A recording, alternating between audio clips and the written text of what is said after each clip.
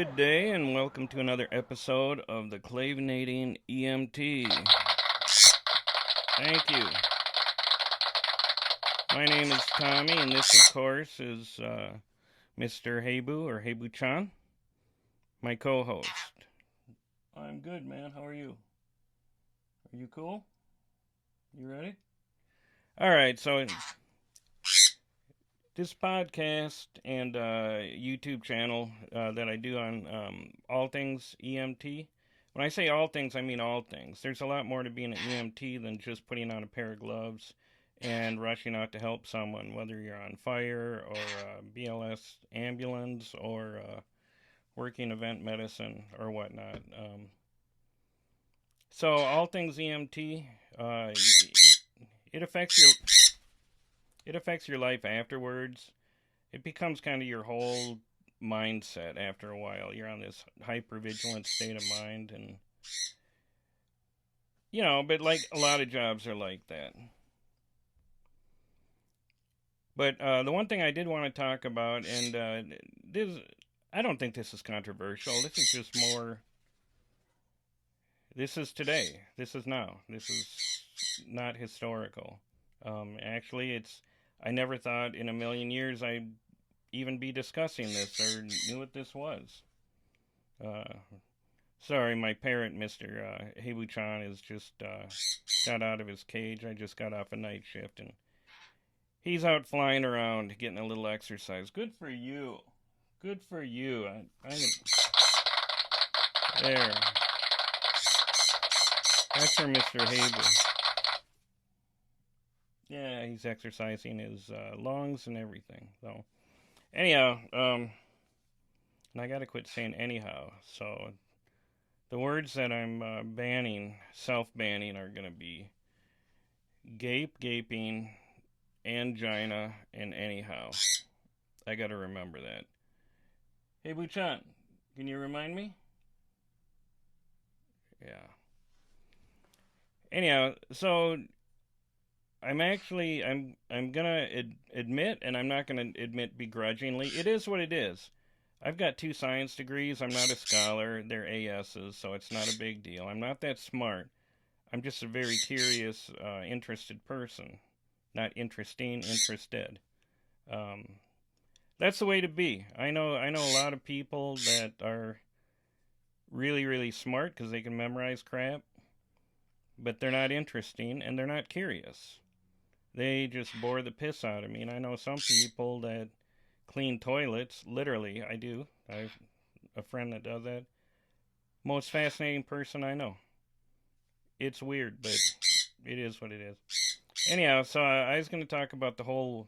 I don't even know how to address it. The woke culture, wokeism, woke. Y'all know what I'm talking about. The whole ranting and raving about like the misgendering thing. I'm just trying to picture the shorts I've seen on YouTube and seen in the news. And I live in a very left-wing city, and so you get to hear it about everywhere you go. This ranting, this angry wokeism stuff. Now, like a lot of people, I hear, hey, Buchan, I hear this, and when I hear the ranting and raving about whatever they're upset about, and shaving half their head and coloring their hair blue, pink, orange, and green, and all that, which I don't care. Do whatever you want, But when I hear them open their mouth and talk about stuff, this is what I hear. I mean, literally, it's like a baby that wants something but doesn't have the vocabulary, to say. And then in my head, I'm just going, whatever.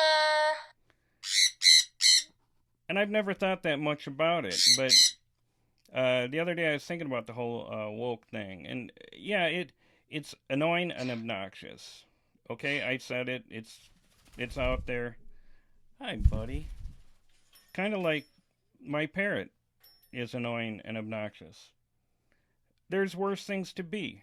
I mean, these folks are passionate about something, and yeah, they're annoying, but I don't know, maybe our founding fathers were annoying. Maybe the Boston Tea Party guys were annoying and obnoxious. Who knows? The point is, because of their ranting and raving and being ridiculed, um, they've made certain issues front and center. And they've probably contributed to a billion eye rolls and everything. But by making it known and out there, I've actually seen um, guys that, um, and by guys I mean people. Um, One of my heroes, the garage logician Joe Souchere, said a guy is just a person that can do something. So I guess everyone's a guy. Everyone can do something. But I've seen some people that maybe even 10 years ago, 5, 10, 15 years ago, would have something to say if they ran into a dude with fingernail polish or with tribal earrings or whatever. They may have had something to say. Today, we've been bombarded by so much, and I'm weird. I'm weird as hell. I live in a funeral home. I mean, I've never been married, never had kids. I have a emotional support animal that screams at 120 decibels. I mean, I'm a giant bowl of weird with the side of weird sauce. I'm harmless, but as weird as these folks might come off and everything, they've thrown certain subjects out in the mainstream that have just permeated, impossible to get away from, and I think it's actually been helpful. I'm not going to take sides, with anything, and I think a lot of the problems run into the three things that really get people divided and worked up is religion, money, and children. Namely their children. Those are the three things that'll make people lose their civility and make them draw a line. And I get it, even though I've never had children, I've never had money, and my religiosity is always been mine. But I get it. I totally get it. Um, so I saw it on a call one time. And this is what I was thinking back to. Instead of just being annoyed, oh my God, not again. They're ranting about this and that, and it's just so ridiculous and crying. But I thought, well, it's putting it out there so much. And now, when we see something, it we're just like accepting of it. And as far as the whole pronoun deal, I'm an old. I just turned 59. Um, I'm part of the grammar police. I admit. Now I'm a dual citizen of Tennessee, so I have a little bit of leeway there in the English language. I catch myself not using proper English all the time, but it's Southern vernacular. So take my out back and shoot me. But my digression took me somewhere, and I can't remember where it was. Point is, okay, so I went on a call. It was an ugly ass call. It was a head on wrong way. So two cars collided, and it was on a highway, and they were the wrong way driver was speeding. So if you combine the force, it was probably over 100-mile-an-hour crash. The right way driver has seatbelt on, walked away, even though the axle of his vehicle got torn off completely, and it ended up upside down and dangling off a cement post. It was a miracle of God. But he was wearing a seatbelt. The wrong way driver was not wearing a seatbelt, needless to say. As a EMT buddy of mine said about bad crashes, it looked like a GWAR concert. It was bad, but I took the patient out. Amazingly, his door worked, and began CPR. We actually did get a pulse, but that didn't last very long. But the point is, I went to pull this guy out, and he was wearing a pair of Daisy Dukes with powder blue panties and some kind of crop top thing. Car was full of pornography, and I'm not just talking like DVDs would have been an upgrade, but like VHS and magazines and stuff. And it's like, oh my god, a time traveler from the 80s just crashed, had a head on. It was really bizarre.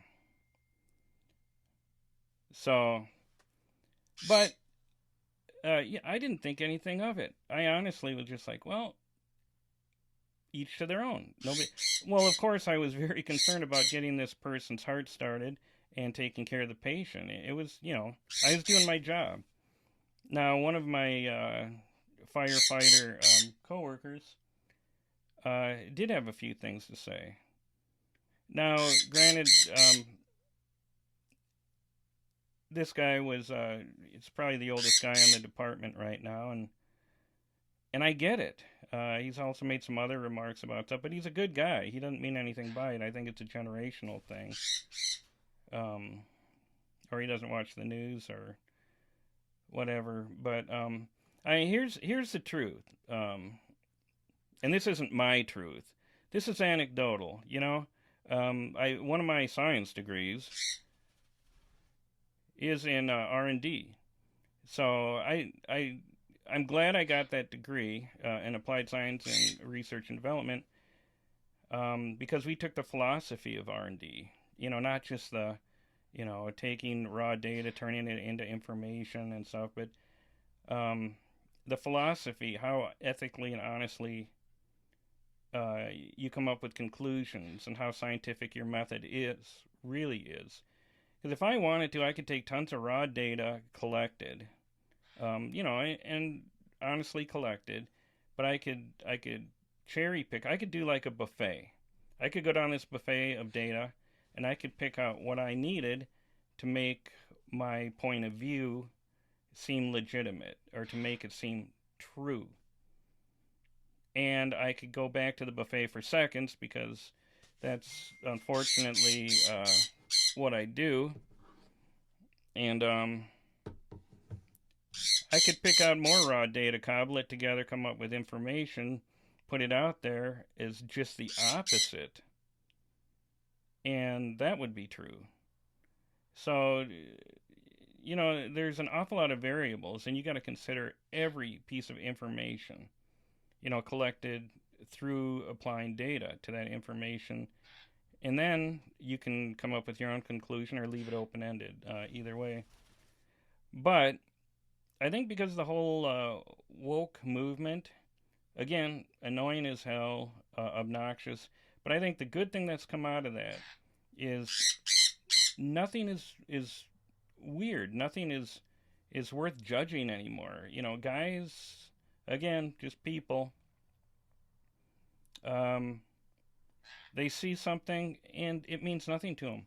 They aren't getting judgmental about it. They aren't getting pissy about it. They aren't, making any kind of, offhanded comments back in the trucks. Oh, the pronoun thing. That's where my digression. That's right. I got off the rails. I don't get it. Again, oh yeah, the English thing. I'm just really into proper English, and I get. We got 8 billion people or so walking around the planet. There's always exceptions, but you can't base your life or anything on exceptions. Just know that they exist and seek them out. And don't use the word all. It's that simple. But pronouns, I don't quite get. But if someone wants to be called the King of Siam, the Queen of Egypt, if they want to be called the mighty ruler of the universe, if they want to be called he, she, BDD, I will call them whatever they'd like to be called if it means it will expedite my care. So if I meet a patient and I accidentally misgender, say, what I usually do is ask the person their name. I get down to eye level, ask them their name, and then this is, of course, a conscious patient, but I'm not going to offend an unconscious patient. Or maybe I am. I don't know. But a conscious patient, I will get down on eye level, ask their name. Now, I assume whatever they tell me is what they'd like to be called. So if they say, my name is Mr. Smith, that patient is going to be Mr. Smith. When I hand off information to the ALS gods, I'm going to say Mr. Smith has a blood pressure of this, and this, and has a history of that. If my patient looks like Fabio and wants to be called Fabio, I'm going to call that patient Fabio. Why the hell not? Why do they not deserve to be called whatever they feel like being called? Now, I know that there's other facets to this politically and whatnot. I'm not going to get into that because I'm talking EMT. That's all I do. I don't do politics. I don't do religion. I don't do a lot of stuff. But just EMT. I'm just trying to get EMTs out there a little bit. Just I feel like the EMT is a really important part of the emergency medical system, and I'm just trying to advocate for EMTs, not for paramedics, not for EMRs, not for ER docs, not for nurses, and those people are all amazing and great, but I'm an EMT, and I just like to see my tribe elevated and lifted up a little bit. But going back to the pronoun thing, why would you not call a patient what they prefer to be called, and why would you have a problem with it, or how they identify? Now, obviously, if you got a patient who has a ruptured testicle, even if that patient wants to be called her, I'm going to call that patient her or she while I'm packing ice on their ruptured testicle. Why should I care? It doesn't, I don't have to live with this person. I don't need to hang out. And even if I did, why should I care? I just don't care. I have a supervisor at one of the companies I work for doing EMT work. And this manager she's gay, lesbian, married. And I think it's kind of fascinating that we're having a conversation. She talks about her wife and this and that. And didn't even stun me or faze me. Now, never in my lifetime did I think that I would be having that conversation. But I think it's great that it doesn't bother me. Why should it bother me? It isn't affecting me. It's not. But then she started talking about victimization and this and that. And I kind of finally got to a point where I said, you know what? I hate to tell you this, and keep in mind this is my manager, so I'm, maybe not a great conversation, but I think the fact that we could have that conversation says a lot about her and I. That even though we're professionals, and she's very good at her job, she's a EMT and manages EMTs, which is God help her. We're a squirrely group, but the fact that we could both have that conversation, I think, says a lot about us, and we get along fine and everything. But I reached a certain point where I said, I don't want to bum you out or disappoint you or anything, but the vast, vast, vast, vast majority of people walking around out there don't care about the LBGQ, etc. community. They don't hate, they don't love, they just don't care. They just see it as like a street light. It's just there. It's like anything. It's just there, and it's not a big deal, and people just don't care. You know, and she was receptive to that. But of course, there's always going to be assholes. This planet is plagued with incredible assholes. And assholes and bigots come in every color of the rainbow.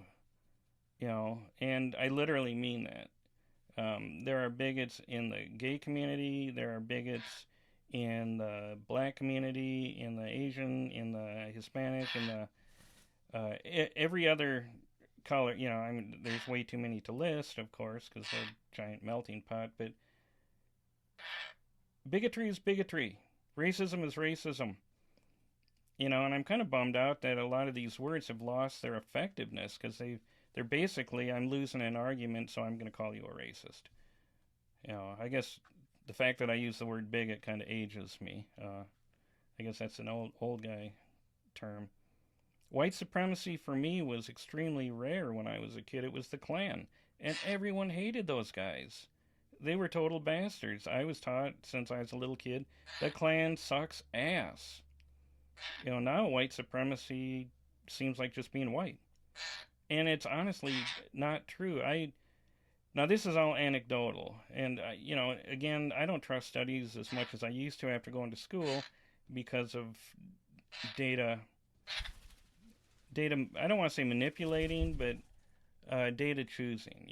Deciding what you're going to use, what you're not going to use to make your point. Come here, buddy. And again, I don't want to get too political or anything like that because this show isn't about that. It's about being an EMT. But part of our job is we go into all kinds of different homes, all kinds of different institutes, run into all kinds of different people out on the road, with car accidents and whatnot. And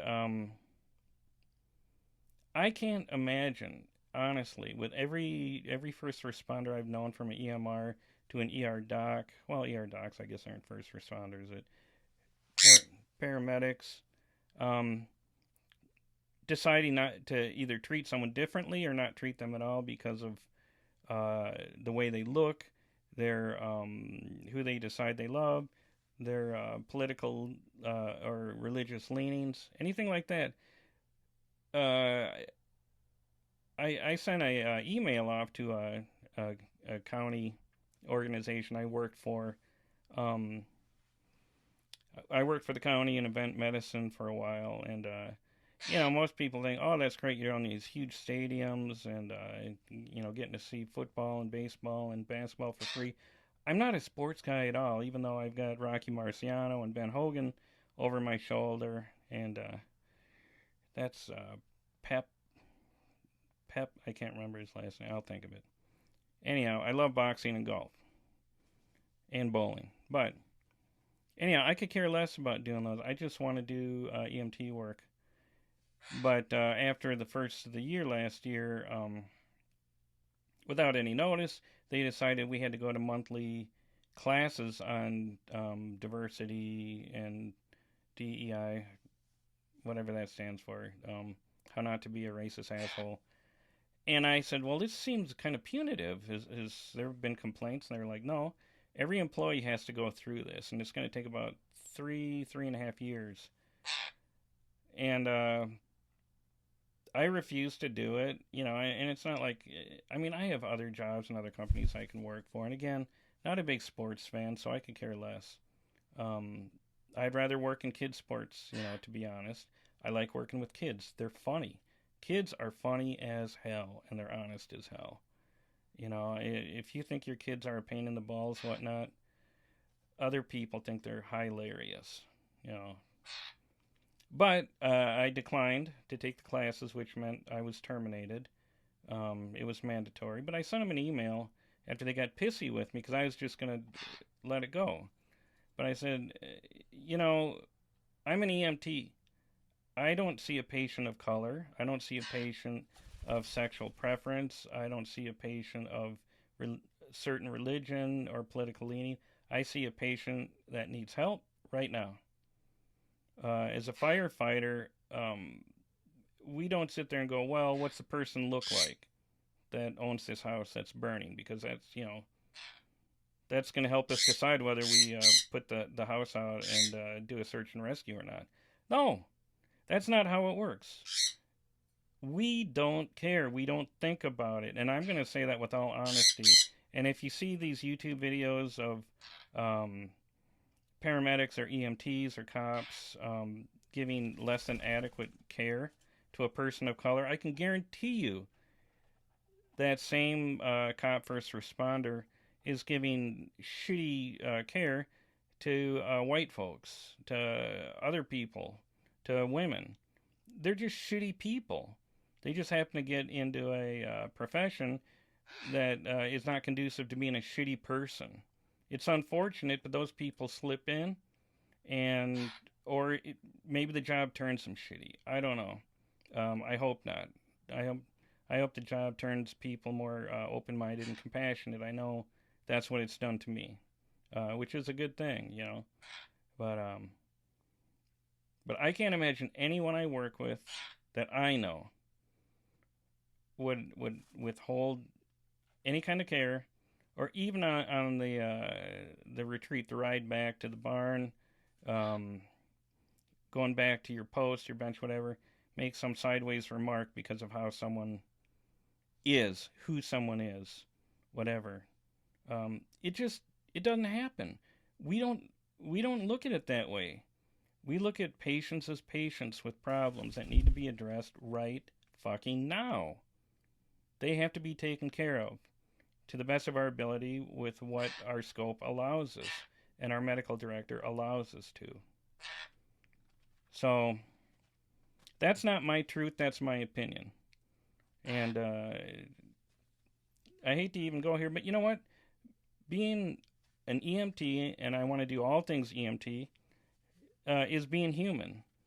And you have to interact with people, sometimes on the worst day of their life. And you can't be a judgmental prick. You just can't. You can't look at that person as anything else than other than a person that needs help to the best of your ability. To not withhold any help at all is just absolute nonsense. You're trained, you know what you're doing, you're calm. You go in, you take care of this person, and you hope for the best, of course, and then hand off to ALS. Now, this is EMT only. Right, Mr. Habu? Yeah, you sure are loud today. Sorry about that, folks. But anyhow, so that's my rant. That's that's me. That's me sounding like. I hope I don't sound like this to people, but I honestly believe that first responders, we get tired, we get cranky and everything. We're people, but when it comes to a person in need, we don't hold back. We don't judge. Uh, we're taking care of that person with all of our knowledge and everything we have at hand. Every every bit of information, every bit of technology, every bit of gear, every resource we have, whether it's a partner or advanced life saving, ALS, paramedics. Um, we're doing the best we can for that person, and we're hoping for a great outcome. So, anyhow, so that's my little bit of rant on that. You know, just when you see a first responder on TV or whatever uh, doing something shitty, just keep in mind they're assholes. They're probably assholes to the people at the bank, at the grocery store, to their wives, their kids, their husbands. They're just shitty people. So fuck them, you know. But that's not what we're taught. Not that's not what we're about. Um, and making full circle, I think part of the whole wokeism, woke community, woke movement, whatever it's called in the present and future terms.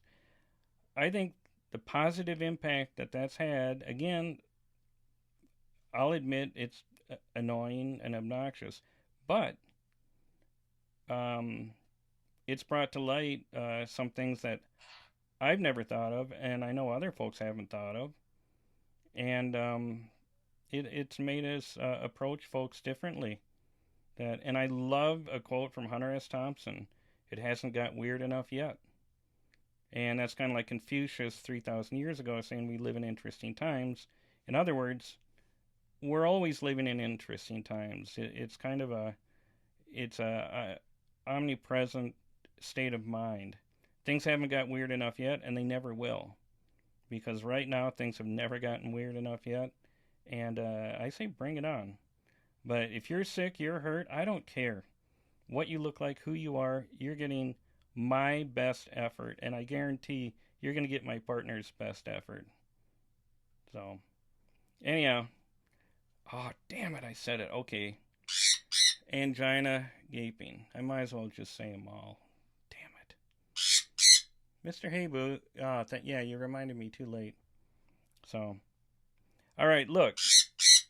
Take care of yourselves. Take care of each other.